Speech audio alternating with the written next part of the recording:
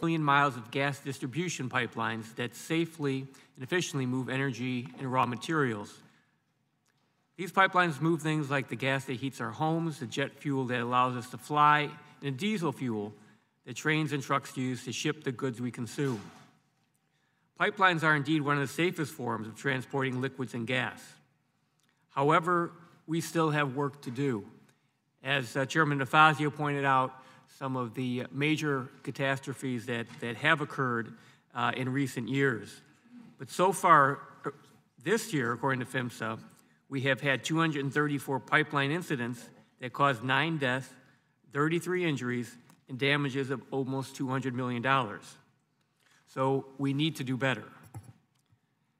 The current pipeline safety programs expired on September 30th of this year. And while PHMSA is still funded to operate, it's important that we pass a bill to advance the safety of our pipeline system. Unfortunately, we are not where we had hoped to be when we started this process earlier this year. As Ranking Member Graves said, the last 2 authorizations in both 2011 and 2016 were bipartisan pipeline bills. They also passed the House and the Senate unanimously. While there were and are some factors that make this bill more challenging, my goal remains a bill that advances safety, protects the environment, strikes the right regulatory balance, and is bipartisan so we can get it passed and signed into law this Congress. Passing the Safer Pipelines Act of 2019 is the place to start today. There are a few specific provisions I'd like to highlight.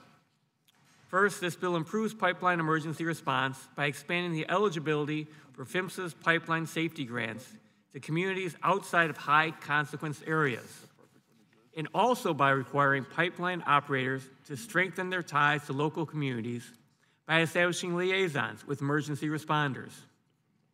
These important changes mean that more local first responders in our communities will have access to emergency response training and know who to reach out to in case something goes wrong.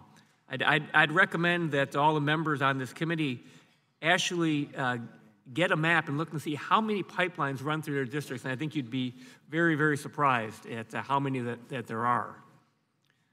Second, the bill provides PHMSA more internal staff capacity and recruitment authority to speed up implementation of important congressionally mandated pipeline safety rules, some of which have been outstanding since 2011.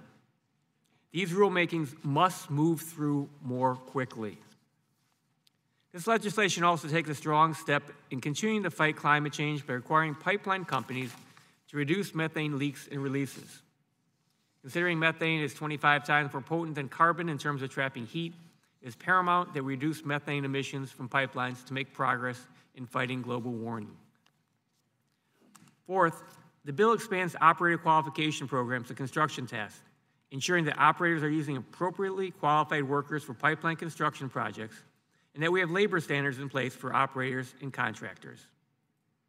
Finally, this bill advances a critical provision from the 2016 reauthorization that protects unusually sensitive areas like the Great Lakes by defining coastal beaches and coastal waters. This provision will help PHMSA finalize the outstanding 2016 rulemaking related to unusually sensitive areas. It's important that PHMSA pay close attention to bodies of water like the Great Lakes and ensure they're protected from any pipeline spills or leaks. I'm hopeful that after we add some good amendments to the bill today and then pass it, we can sit down and negotiate a bill that can pass both houses and become law. But today we can start by passing this bill. Thank you, Mr. Chairman. I yield back. Thank you, gentlemen. I'd now recognize the ranking member, Mr. Crawford.